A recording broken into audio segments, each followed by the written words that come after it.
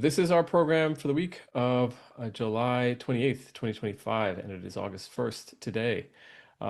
This week, the Gaza Health Foundation was once again at the center of controversy for its mishandling of aid distribution to Palestinians, which humanitarian aid workers across the international community have decried as a sham operation being led by the IDF and intended to further its chokehold on Palestinians already starving to death. Several U.S. senators submitted various joint letters to Secretary of State Marco Rubio this week, calling for everything from an investigation of GHF's operation to the full stoppage of U.S. funding for GHF altogether, especially after the Trump administration authorized the release of $30 million in U.S. funds to GHF in late June. Senator Chris Van Hollen of Maryland is one such senator who took a clearer approach than most to the GHF situation, citing reports that American contractors guarding aid distribution sites were using live ammunition on starving people without combat experience or training. Van Hollen also spoke with Anthony Aguilar, a retired U.S. Army Green Beret who served as a contractor for GHF recently and has come out as a whistleblower against GHF, saying that it is complicit in war crimes. It's worth checking out Anthony Aguilar's story with Mother Jones, including the brief video with his comments and footage from Gaza, and I will drop that in the chat a little bit later, where he recounts some harrowing instances in which GHF contractors were brazenly abusing, killing, and injuring Palestinians seeking food at aid distribution sites. A content warning for that. It's truly vile what he describes, including the conditions for children and the fact that he and other contractors were easily able to get Domino's pizza delivered to their operating base, while food aid distribution trucks were prevented from reaching and have been prevented from reaching Gaza for months. I want to play a short clip from Aguilar's conversation with Senator Van Hollen, because it crystallizes how nefarious the U.S.-Israeli scheme of upholding GHF as a humanitarian solution really is, particularly after Steve Witkoff and Mike Huckabee visited a site this week near Rafah just days ago. And afterwards, Huckabee appears to have said everything is A-OK, even congratulating the GHF on the number of meals it has alleged to have distributed. So let's take a listen. So who is like giving the orders for all the GHF operations? Great question, sir. I was told very explicitly, directly to my face, that our client is the IDF. Your client is the IDF. Our client is the IDF. And this came out in a discussion once where I was in the control room. I was on I was on control room duty that day. We had shifted responsibilities on a rotation base. So I was in there that day with the radio observing site number 2 distribution. A Palestinian man had picked up some children to let them step on his shoulders to get onto a berm because they were being crushed in the crowd. Site 2 is very small, smallest of all 4 sites. And these children are being crushed, and he picked them up there and put them up on the berm. And the Israeli Defense Forces liaison officer in the main control center with us comes up to the screen that I'm watching, and he says, "Tell your men to get them down." I was like, "We got this under control." I was like, "I know they know what they're doing. No, they're children. Let's calm down. Mm-hmm. Get them down now, or I will." Well, there's no IDF on the site, so I didn't take it as much more than just being bombastic and like, okay, like, hey, we got this. He leaves and goes to his desk in the operations center, and he gets on the radio and he speaks something on the radio. It was in Hebrew. I don't speak Hebrew. One of the contractors that was there was American that did speak Hebrew, and he notifies me. He said, "Hey, he just told the snipers at the IDF position, because the site number 2 is co-located with an Israeli base." Mm-hmm. He said, "He just told the snipers to take these kids out." I was like, "On the radio?" He's like, "Yeah." This lieutenant colonel then comes back up and he says, "Get them down." And I look at him and I say, "Did you just call on the radio and tell your men to shoot them?" And he said, "I'm going to take care of this if you don't." I said, "You are not going to shoot. You are not going to shoot children. You're also not going to shoot because if your men miss, you're going to hit others. You're not going to shoot." Thank God we didn't come to the conclusion of figuring out whether he would or not, because the children jumped down and ran off of the site. They didn't want to be there. They were unarmed. They didn't have shoes. One wasn't even wearing a shirt. They were starving. The chief operations officer for Safe Reach Solutions, our higher headquarters, so to speak, in the contract, beckoned me outside with him, and he looked at me in the face and he said, "Never say no to the client." And I asked him, I was like, "I didn't know the client was in there. Who's here? Did Johnny Moore come to visit?" Right. And he said, "No, the IDF." I was like, "The IDF are our client?" He said, "Yes, we work for them." A light bulb went off in my head because up until that point, every day at 11 o'clock, we'd have an operations meeting where the IDF, not COGAT, not the UN, not GHF, the IDF would give us very clear and explicit instructions. This is the site you will deliver to. This is how much aid you will deliver. This is how you will deliver it. This is the time you will deliver it. This is how many trucks will go in. They gave us explicit, and we took our marching orders from them. Up until that point, I just thought maybe that was just a process. But then I realized that, oh, according to Safe Reach Solutions, the prime contract, we work for the IDF. Inherently, a combatant, a belligerent in a war. Is Israel at war with Hamas? Absolutely. Are they combatants? Absolutely. Humanitarian aid should not be distributed through a humanitarian assistance mechanism that is controlled by a combatant in a war. It is inherently inhumane. It is inherently un-American. And if Americans knew that, I don't think they'd put up with it.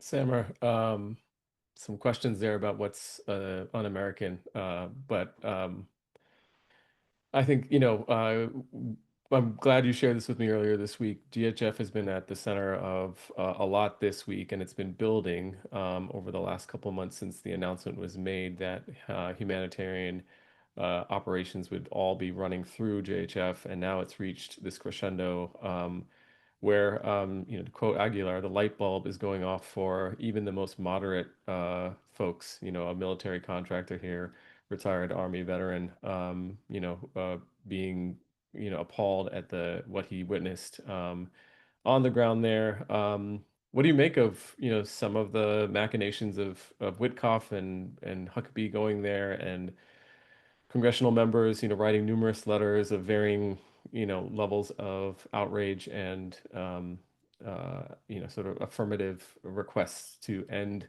funding of GHF, and of course, as has been present since, as you've reported on the last couple of weeks, which is that the international humanitarian aid community has been outraged at this since the very beginning, right? This is not this light bulb moment did happened a while back for folks who saw this as a blatant attempt, but what he described is a really cynical scene in which the IDF has just been using humanitarian aid sites and aid distribution as a front for saying that something is being done, but also engaging in ongoing war crimes. And so, what do you make about this? What do you think this means for all of us who are organizing and for what's happening on the international level with regard to the viability of the GHF moving forward? Yeah, it's a great question. I mean, yeah, I'm sure folks saw many of these, right? Like Anthony Aguilar has been doing the sort of media circuit this past week, going around and having various interviews, and every single one that I've seen, I've like learned something new. And just it somehow you continue to be shocked by just how atrocious of an institution this is. It's incredible to me how much everything seems to be swirling around the Gaza Humanitarian Foundation right now, Like it's the thing that's blocking up the ceasefire, it's the thing that's sort of leading this ethnic cleansing logistics process. It's the one that ostensibly is in charge of taking Palestinians out of Gaza if that ever does come to pass. Like it's so clearly such a central role in this like new stage of the genocide that uh, it's good that it's getting the kind of attention that it needs to be getting because, as you said, we've been talking for weeks now, right? If not months now, about the sort of underlying machinations of the GHF as a tool for exactly this, right? Like as an institution basically designed to accelerate the genocide. And like you couldn't design it any better, just like so perfectly evil in its construction and implementation. So I don't know. I still get goosebumps just thinking about it. Like I still want to believe that, like, no, underneath that all, there's got to be, like, God knows how many employees they have. Like, they got to be doing something. But no, it's just it's pure horror. Yeah, and I mean, there are definitely, like, Palestinian workers who are working for the GHF, who I think are trying to do what they can, but it's a complicated mess for them. But to your point, very clear what the motivations are and how it's being utilized, both in terms of U.S. foreign policy, but obviously more specifically with regard to the humanitarian operation on the ground. Sam, we're great to have you back. Floor is yours. Looking forward to all your updates this week. Thanks, Thomas. Might be a limited set because this has been a very busy week for a whole lot of reasons. But yeah, just jumping right into it and seeing what we can get through.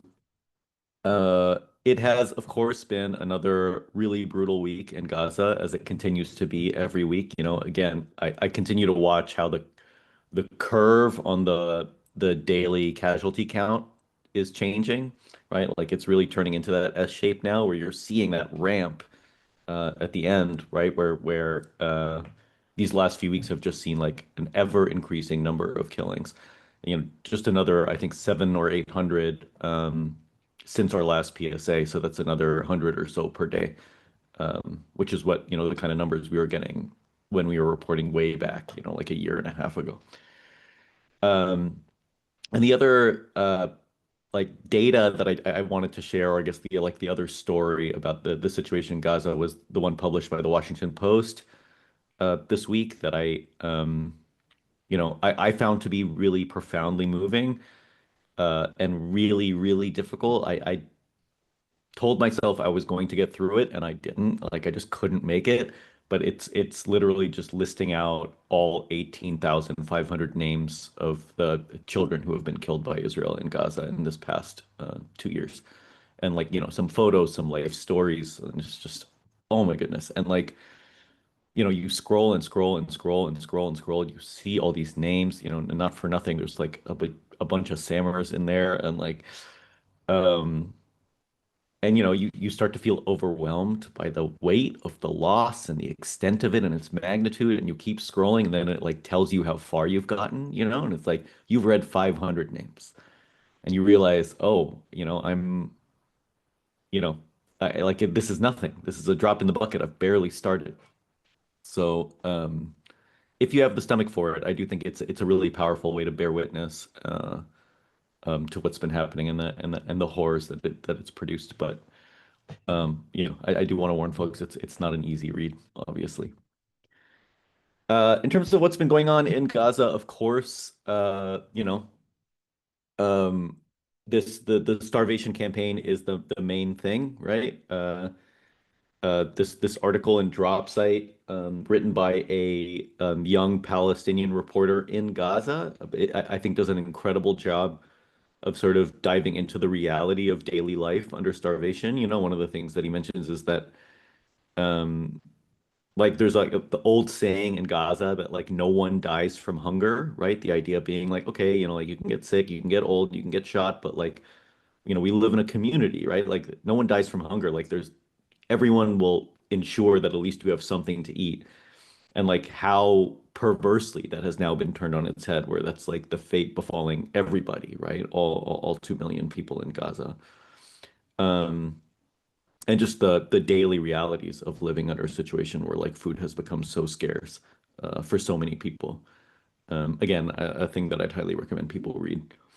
And in the context of that, of course, like the big lie that has undergirded Israel's whole campaign of forced starvation, right, around the accusation that they can't provide aid because Hamas is stealing it, which, by the way, isn't even a good justification were it to be true. But, as we have all known for a very long time, that is not true. But now, at least, even the New York Times, like, that's wild to me that even the New York Times this week published a story quoting Israeli military officials saying, yeah, it's not, like, there's no real evidence that this is happening at any scale. And not only that, but they also note that the UN aid delivery system that the GHF has replaced was in fact extremely effective in providing food like quickly and the distribution was equitable and effective. And so acknowledging, right, that this whole thing really is just bullshit. And obviously this is coming off of the Muhammad al-Kurd event, like I find myself thinking a lot about why, now the world is like willing to acknowledge that the Hamas story is a lie because it's in the New York Times and because it's like Israeli military officials, even though we've known, right? It's not news to anybody that this is the case. Nevertheless, right, we find ourselves in a situation where I think like it is a meaningful shift that once again, the so-called paper of record is acknowledging basically flat out that this whole thing is a lie. And that came up a number of times actually in the Senate vote for blocking the Israeli weapon shipments, which we'll of course talk about in a little bit. But yeah, the New York Times, not to outdo itself, right, also published a story this week called "Gazans Are Dying of Starvation," which I think was a real flashpoint, right? It went into a bunch of very personal stories, and with its usual sort of, hedging and with its like sort of careful language, it was co-written by Isabel Kirshner of all people, which, go back to basically any previous PSA if you want a sense of how we feel about Isabel Kirshner and her editorial standards. Um, it's worth noting that, folks may have seen the New York Times basically came under a lot of fire from Zionist forces for that article. The usual sort of like smears of it being a blood libel and somehow it's anti-Semitic to say that Gazans are dying of starvation and that the story wasn't fair and like the same arguments um like literally the exact self same arguments that came out of Germany in the late 40s, right? About like who was dying in concentration camps, basically saying like, oh, well, no, it's not the starvation, it's these like medical conditions and it's the infirm and the sick who are dying, which is like, yeah, yeah, those people die first. Like that's how these things go, right? There's nothing particularly surprising about that. And that doesn't make it less horrific. It makes it worse because you're also acknowledging the fact that people with pre-existing medical conditions or whatever have no recourse, right? There's no medical care, there's no treatment, there's nothing available to these people other than death. And so, this big push saying that this particular kid uh, who was featured very prominently in this New York Times story. There's a lot of push for the New York Times to say, and they did in fact end up issuing a sort of editor's note on that story saying that, yeah, this child, that we said was suffering from malnutrition also had what they're calling pre-existing health problems, as if that reduces, anything about the import of this story, right? And the fact that they did that, I think, is really important to flag because it again goes to show that like we hate on the New York Times a lot for good reason, and it's a really horrific institution in terms of how it's handling all of this, and it is also responding to external pressures, right, in both directions. And we should consider and continue to understand the fact that the New York Times is being subjected to significant external Zionist pressure. It's easier for them because there's a lot of internal Zionist support, but nevertheless, right, like the fact that they had to do this retraction, I think tells us a lot, particularly given the fact that, um, as far as I understand it, and I've only seen this in like a couple of places, but the pre-existing health problem that this child had that the New York Times felt like it had to qualify was uh, macrocephaly, which was itself caused by nutritional deficiencies in pregnancy. So the child had health conditions because the mother was being starved, right? Not just like by random circumstance. So the fact that that even underscores what's going on here, I think makes it just so bone-chillingly horrible that they think that in any way justifies or diminishes the impact of what's going on here. Uh, I in the context of all of this, I, I'm sure folks have been seeing like a really distinct shift in the way that people are responding to what's been going on. And in a way that, frankly, I don't know, PhDs years from now are going to be written about like why this moment, right? Like, why is it this like starvation campaign as opposed to the, 100,000 corpses and the bombs and the whatever that people were willingly sort of looking past, but now it seems like it's impossible to do that anymore. Nevertheless, right? Like the discursive shift that we've been talking about for weeks now really does seem to be like hitting its point. Several major U.S. allies this week, including France, Australia, New Zealand, and sort of Canada, and in a much more timid way, also the UK, have all said something about recognizing Palestinian statehood, basically as a direct rebuke to Israel. It's not right, like recognizing Palestinian statehood doesn't actually materially change the conditions on the ground. Obviously, this really is more than anything else just meant to be a political rebuke. Um, and even that, right, they seem to be slow walking in really meaningful ways. Most of them are saying we'll recognize the state of Palestine at the UN in September, right? The UK is saying that they might recognize the state of Palestine if conditions on the ground don't change. And even Germany apparently is saying something about recognizing Palestinian statehood, and their position is even more milquetoast than the UK's. They're like, we're going to start the process of making it conceivable for us to one day recognize a Palestinian state. Great, thank you, Germany. And of course, like, at the end of the day, recognizing a Palestinian state that doesn't actually exist, doesn't do much to protect, right, or provide any sort of like meaningful self-determination or dignity to the Palestinian people. Nevertheless, right, again, this is a step that I think we need to acknowledge and note as a the hopefully the first material consequence of the discursive shift, right? This is like the main thing I think in this moment. Everybody is now trying to talk like they think they're not okay with what's happening in Gaza, but what does that talk actually translate into, right? Is I think the moment that we're in and the analysis that we need to have. We're seeing something similar within the MAGA movement, although on a much smaller scale, right? I think there is, we've seen like Marjorie Taylor Greene calling this a genocide and other folks. It's hard, I think, within the MAGA movement for a couple of different reasons. One, there is a really significant strain of anti-Semitism in the MAGA movement. We talked about this at length last week, so I don't think we need to go into too much detail this time, but um, yeah, that like muddies the waters in ways that are very uncomfortable that I don't think we should really, associate with in any way whatsoever. But also, like at the end of the day, support for Israel within like self-identified Republicans remains extremely high, right? It's still like over 70% or something.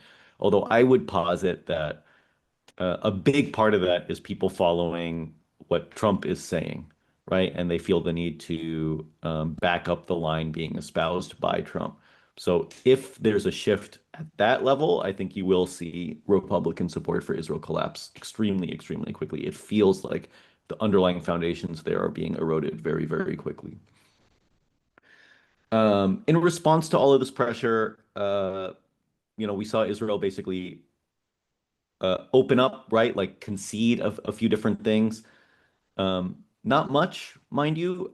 Basically, like it's hard to imagine them doing less than they did in response to all of this pressure, right? They basically made two big concessions. One was a series of what they're calling humanitarian pauses, and these are 10 hours per day in specific locations where there won't be any military activity, and then like brackets around those times to facilitate humanitarian aid delivery.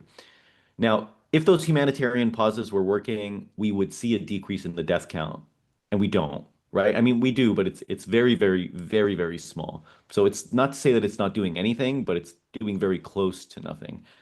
And then in addition to that, of course, there's also this uh, aid, like aerial aid drops that are happening this past week, which are being facilitated by the Israeli Air Force as well as Jordan and the United Arab Emirates, who are all dropping aid into the country by airplane.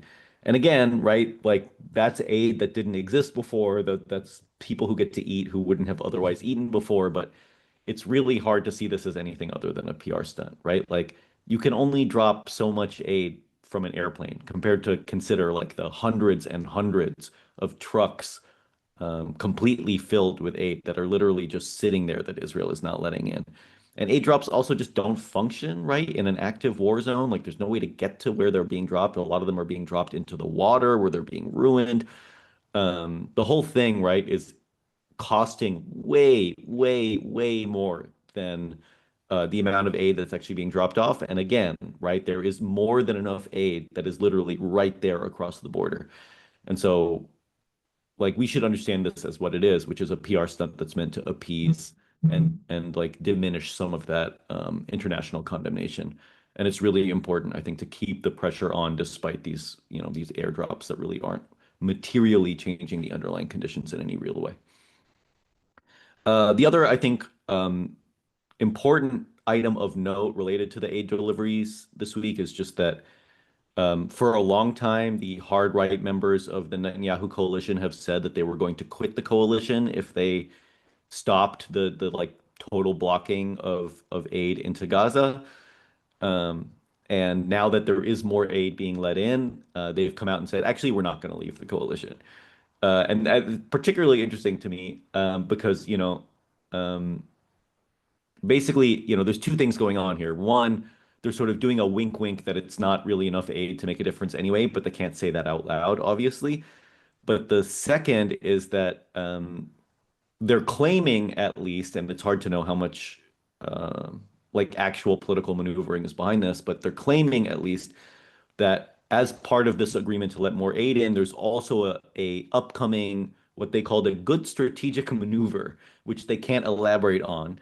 But like they were like, we're really happy about this upcoming good strategic maneuver, which means that it's very, very possible that in order to placate the ultra right, um, Netanyahu has made some sort of concession right around who knows? Maybe the annexation of the West Bank is like right around the corner. Maybe like the full military occupation of Gaza is around the corner.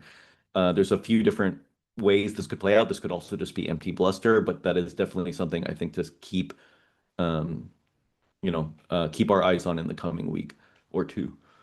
And one of the things I think that could end up being is this, like, the Israeli cabinet talking about the full reoccupation of Gaza, basically as a response to the failure of the war, um, and the inability to sort of, achieve any of the underlying strategic objectives there.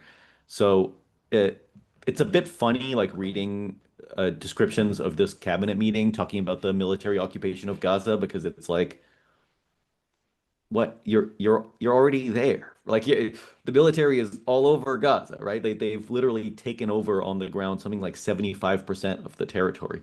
So, I guess this is like about going into the remaining 25%, and it's also related to um, what they're describing as a campaign of like instead of cutting off aid to Gaza, what they would instead do is besiege, and that's their language, besiege all the major population centers and block aid from getting into those. So basically, like the exact same thing, but on a smaller, like on a more granular scale.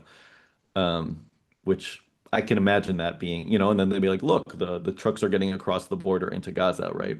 But they're just not going anywhere where human beings are actually existing. So yeah, that's one thing that seems to be possibly playing out. And I wanted to quickly note this Atlantic article. I think we should never put too much stock into anything that's published in the Atlantic. Our dear friend of the show, Jeffrey Goldberg, not exactly well aligned with anything as the former IDF like jailer. Um, but I do think there's a few interesting nuggets in this article, particularly around um, like the way in which this has really bifurcated uh, the like intentions and plans for the Trump administration versus what has been happening within the Netanyahu administration, right? Where like Trump really looking for a way to end this war, not because he gives a shit about Palestine, obviously, but because he's really trying to get to the point where he can sort of, capitalize on this anti-war, whatever sentiment within his isolationist wing of his party, and finish these like trade deals and normalizations that I think are really going to help out his like whatever his own corruption plans. But it's an interesting article, and it gets into some of those divisions and the ways that those divisions are actually meaningful. But as always, I wouldn't put too much stake in them. Nevertheless, I do think it's very clear within the Trump administration that their efforts to achieve what they wanted to in Gaza have largely been a failure, right? And you know, this is one of those moments where you can sort of reflect on uh, what those objectives really are, right? And some would say that that the objective of the United States is actually just, ethnic cleansing of Gaza, but I actually don't think it's quite that reductionistic, right? What they really want is just maintaining hegemony in the region. There are many ways in which a large Palestinian outflow would jeopardize that hegemony, um, which is not to say that they're not okay with kicking all the Palestinians out. They are, right? But within a sort of broader strategic framework that I think we need to understand. Nevertheless, right, these attempts at like regaining the ceasefire, at establishing normalization of Israel with its Arab neighbors, um, of like military de-escalation, all of those have failed, right? They've failed miserably, opening up the Red Sea back to shipping. And so Trump, I think, is starting to get really frustrated with the way that this is playing out, and is looking for alternative solutions, right? I think this is a big reason why we've heard in the last couple of weeks a lot of escalated militaristic language, right? Around, oh, like it's time for Israel to finish the job and, they need to wipe them out, blah, blah, blah. Um, it's obviously a little bone chilling to hear that, but at the same time, uh, we have to consider the fact that like the Trump administration is sitting there trying to figure out how to get this to an end game, right? And they're not succeeding in doing that. And they're sort of falling back on what they hoped would be the like Trump shift from the Biden thing, right? Which was Trump coming in being like, hey, no restrictions, do whatever you want, right? Like 2,000 pound bombs, you can have as many as you like. We won't like, criticize the way that you're waging the war so that you can win it. And here we are, 6 months later, and the IDF's position in Gaza is no stronger, right, than it was 6 months ago. And Hamas is no weaker than it was 6 months ago. And the US and Israel are both finding themselves increasingly isolated as a result of this, where like the US is seen as complicit in this utter failure and this moral catastrophe and whatever that's happening in Gaza, which again, Trump may not care about directly, but impacts his ability to say do trade deals with other countries and whatever. So I do think that this, escalatory rhetoric actually might, in a weird way, be a good sign because there are no more green lights to give Israel. And so, like, if they continue to fail, then there's going to have to be some sort of shift in underlying strategic orientations here, given that Israel has proven they're unable to stop like the military resistance to the IDF in the Gaza Strip. So, and we see a little bit of that in what Hamas has been saying in response to these ceasefire negotiations. This drop site article, I think, is a really good one. I'd recommend folks read it. Uh, Getting into the ways in which Hamas is viewing the current negotiation climate and basically um, why they think ceasefire negotiations are stuck and where they think they go from here.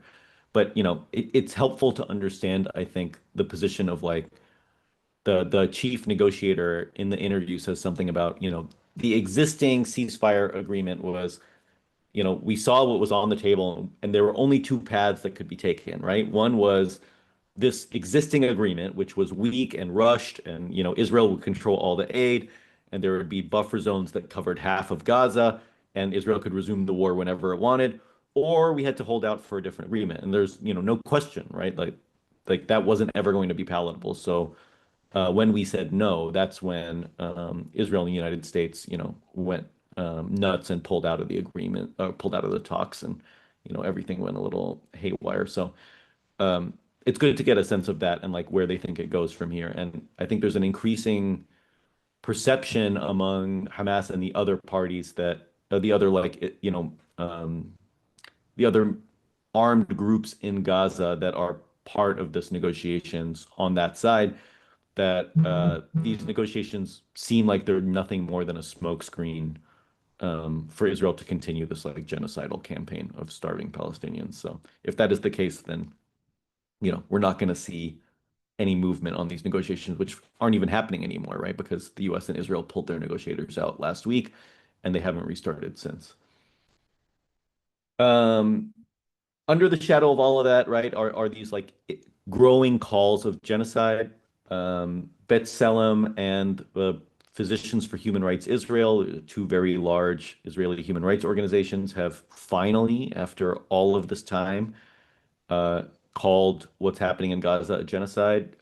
This is important, right, in ways that again are frustrating because Israeli human rights groups carry currency with particular aspects of the U.S. political class that nobody else does, in a way that is racist and colonialist, right? And but nevertheless, I think will be an important tool in the tool belt for our efforts to like cut funding to military aid to Israel and things like that. Um, Diana Boutou does a wonderful job of like getting into why they waited 22 months to reach these designations and the sort of underlying limitations of human rights groups like this.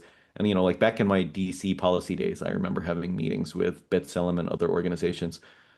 And it's probably a conversation for another time, but it's really fascinating how like the language of like, human rights and like Palestinians need to have dignity and whatever. And like you just scratch like a few layers in, and like I had one meeting with them where it just like descended into a shouting match where they were just like, you want, Israelis to live under your Islamic fundamentalists, and like we can't ever like, oh, if Palestinians were in charge of the country, could you imagine? Just pure, again, colonial racism, like the stuff, the more or less exactly the things you'd expect to hear from an organization that, you know, um, may purport to be about human rights and may finally be willing to say genocide. Not only genocide, the report is called Our Genocide, by the way, like which I think is a very compelling, right? Very kind of hits deep framing of what's happening there. Um, but like, yeah, there's a reason it took so long, and they've been trying to avoid it for all of this time. The Zatara article is great about that. We already talked a lot about the Anthony Aguilar interviews, so no reason to get into these in more detail, but just to say, like, you should check out some of those interviews if you haven't already. There's videos associated with them that he took while he was there. They're, again, extremely, extremely difficult to watch, but certainly worthwhile. Um, it's, you know, particularly interesting because we're getting the perspective of one of these private mercenaries, right, that was associated with the Gaza Humanitarian Foundation from the US side, right? And like for all the talk of the GHF being an Israeli organization, and in most ways it is, right? Like it's mostly funded by the Israeli government, even though they refuse to admit that. It's clearly run by Israeli like political strategic interests and whatnot. We should also understand it as a U.S. creature, right? Like, uh, it was conceived of in close collaboration with the U.S. government, and this is both under Biden and Trump. So, this is not a Trump creature; it's a U.S. political class creature. It is funded by the U.S. government to the tune of $30 million from the State Department, at a time where every other country and every international organization has condemned it. And it's, of course, like this sort of, welfare campaign for U.S. mercenary forces again, right? So this is the usual way of supporting, gosh, what's that guy's name? That really horrible dude from the Iraq mercenary, Jim something Prince, something Prince. It doesn't matter. Anyway, those like, like the Trump Eric Prince. backing. So what is it? Eric Eric. Prince. Yeah, yeah. Eric Prince. Yeah, that's what it is. Thank you. Friend of the show. Um, so, uh, yeah, just to say, right, like that's a key piece of how this whole thing functions, and it doesn't function without that piece. And so, like, pulling U.S. support from the GHF would be a death blow. So I do think that that's really important. Um, uh, the last like big thing on Gaza that I wanted to touch on before moving to some of the other things, it was this New Yorker article that came out today, called Treating Gaza's Collective Trauma, which, ooh, another really, really hard read, but a beautifully written article about, we spend so much time focusing on the death, which very understandable given its scope.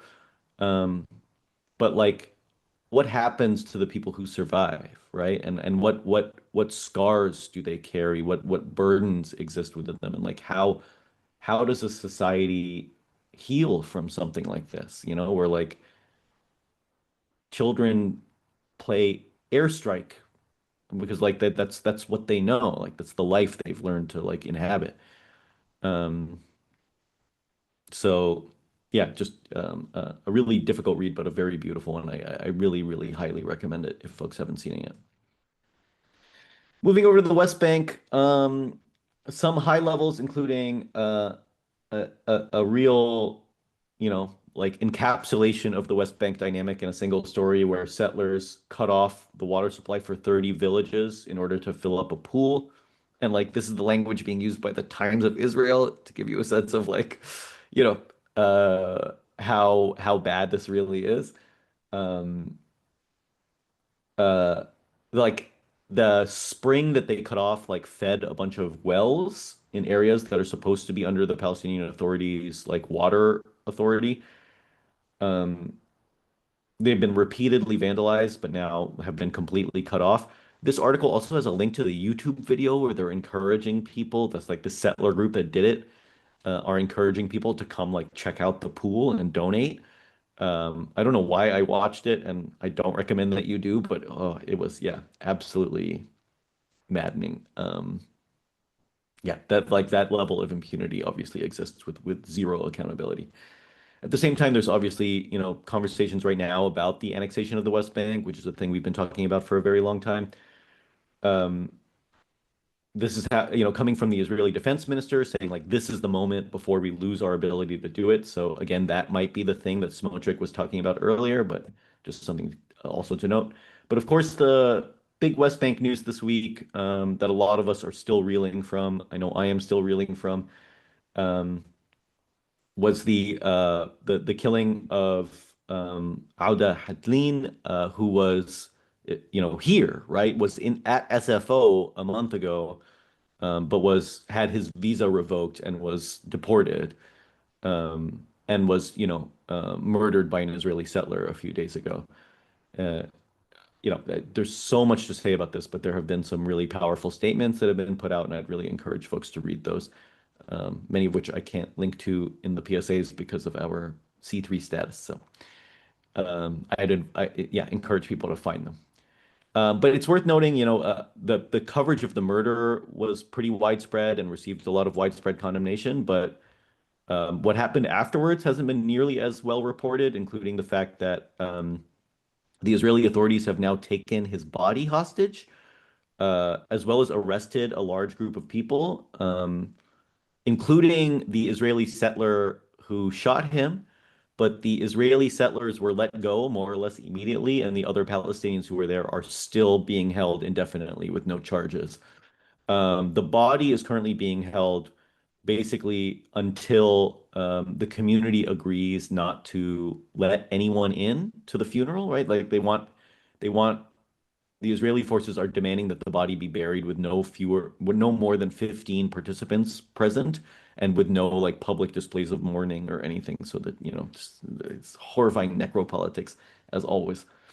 There are a lot of petitions out there right now for pushing U.S. representatives to demand, because again, this was a person who had a U.S. visa, was deported by Trump, was here trying to talk about settler violence, and then was murdered by the settler violence that he was here to elucidate. There's some stuff in here about like collapsing morale in the IDF, but I'm going to skip it for now. As a reminder, you will get these slides. So if you wanted to read these later, please feel free. But I'm realizing I've been yapping too much, so we're running low on time.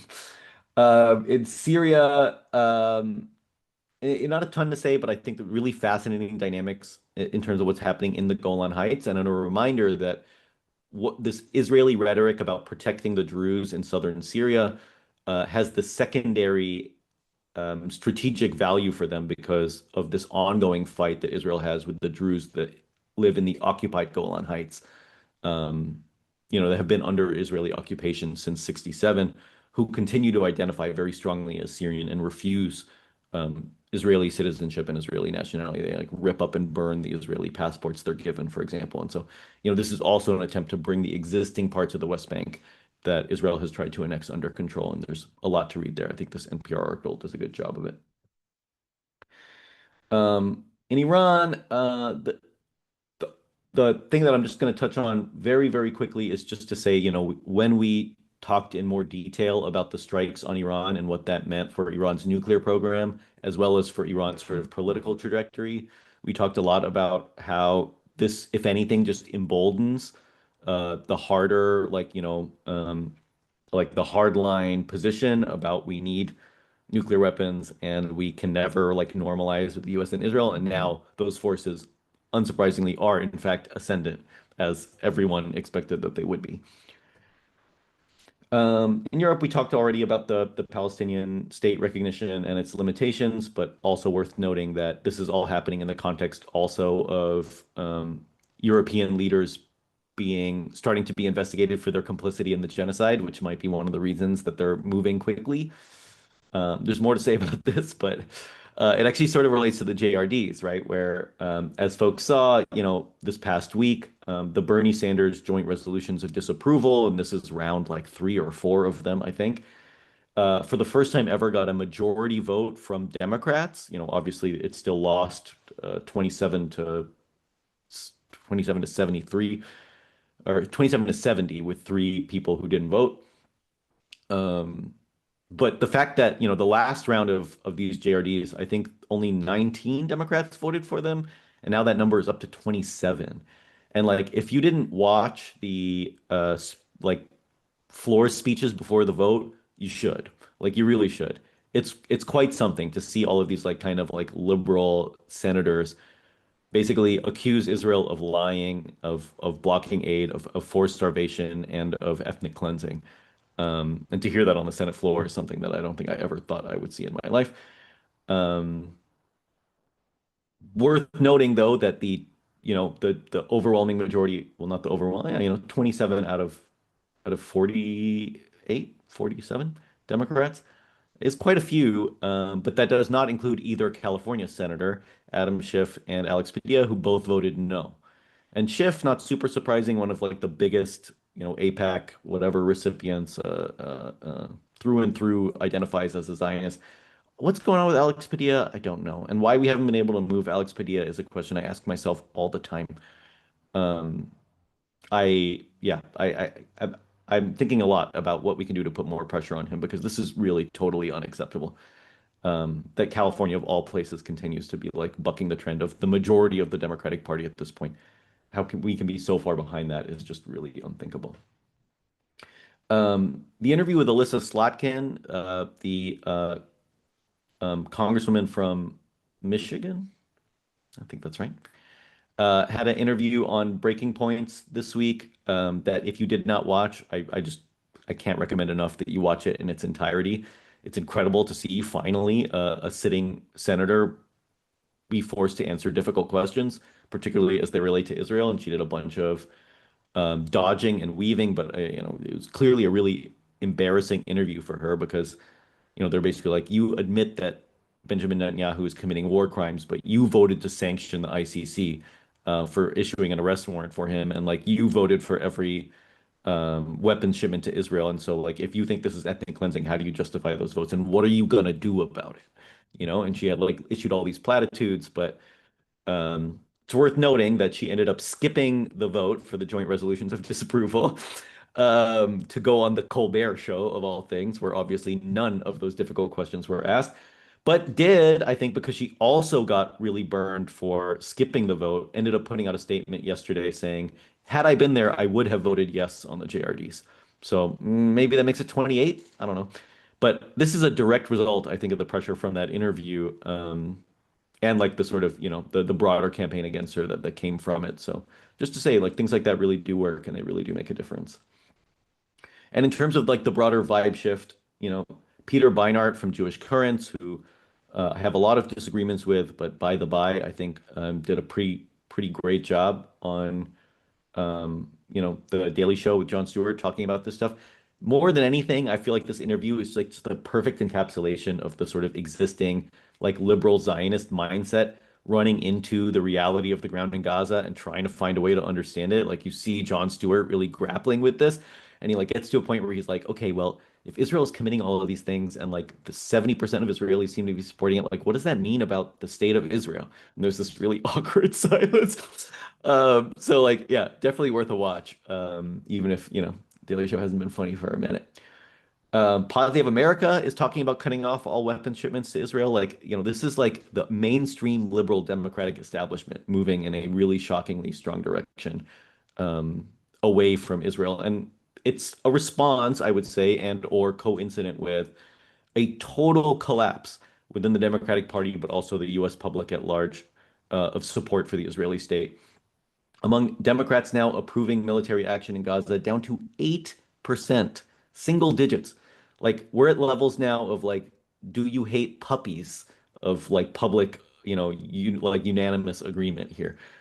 And um, it's shocking to me that it feels like that 8% is like all in San Francisco, like why is it so hard to move the Democratic political class given the total collapse of support here? And it's obviously, there's the reasons that I think we all know. Um, but also among independents, right, where it's down to 25%. And I think that that's extremely telling, and I think speaks to a really massive shift that's happening very, very, very quickly. Um, and the ways that that's playing out. We saw it also, I think, in the Mamdani vote, right, where um, they really tried to sink his campaign with accusations of anti-Semitism and how you're going to make Jews feel safe and yada yada. But it turns out, one, that his support for Palestinian rights was one of the most important factors in people voting for him in the primaries. And two, it looks like in the general election for mayor, he's up 17 points compared to any other candidate. And consider the fact that Eric Adams is literally running under a party called the End Anti-Semitism Party, and he's getting absolutely clobbered by Zoran Mamdani among Jewish New Yorkers. So it just really goes to show like how totally, morally and now politically bankrupt that sort of stance is, and like how quickly Zionism as an ideology seems to be collapsing across the U.S. electorate. And so, just to sum up in my remaining minute, the starvation campaign has really led to this like global condemnation that we've sort of been waiting for I don't know how long. But the question now is like, okay, great, we got the discursive shift, but what does that mean for material changes, right? Like, how do we hold people accountable for not only the fact that they're responsible for getting us to this point, but that they have power to do something to change it? And so, like, recognizing Palestinian statehood, that's nice, but it's not enough, right? It's not even close to being enough. This is really the moment for like arms embargoes in a really meaningful way, as well as, like broader BDS targets. The ceasefire talks haven't resumed, and they probably won't anytime soon. That seems pretty dead in the water right now, barring some really unexpected change. Um, these joint resolutions of disapproval votes, I really think, mark a really fundamental shift within the Democratic Party, and it's now starting to affect the Democratic Party establishment. That does not mean that the Democratic Party are going to be a leftist party of liberation, but these strategic changes do benefit us, and they benefit our strategies and orientation in the long run. And I think we really need to take advantage of those. And so, like that last piece, I would just say, watch out for politicians who seem to be changing their discourse, but not their actions. There's so many of those, including many here in San Francisco. And this is really a moment, I would say, to push for meaningful, concrete action to hold those people accountable, not only for their past legislative actions, but also for what they can do now. And so, if you want to attend anything upcoming, please do check out the events calendar on the AROC website. You can go to bit.ly/Gaza events. If you'd like text message updates, you can always text PSA to 833-633-0604. And you can always check out the PAL Media Tracker for the articles that inform this analysis. You can go to palmediatracker.com/sign up for a weekly digest of the articles that we think are important for you to read that week. And I think that'll do it. Sammer, thanks so much. I double recommend the Slotkin interview. I really feel like it encapsulates a lot of what you mentioned about the ground shifting underneath the Democratic establishment. Slotkin, I think, fashions herself as someone with a future in higher office and is clearly trying to reposition herself and doing a very poor job. So it's fun to watch.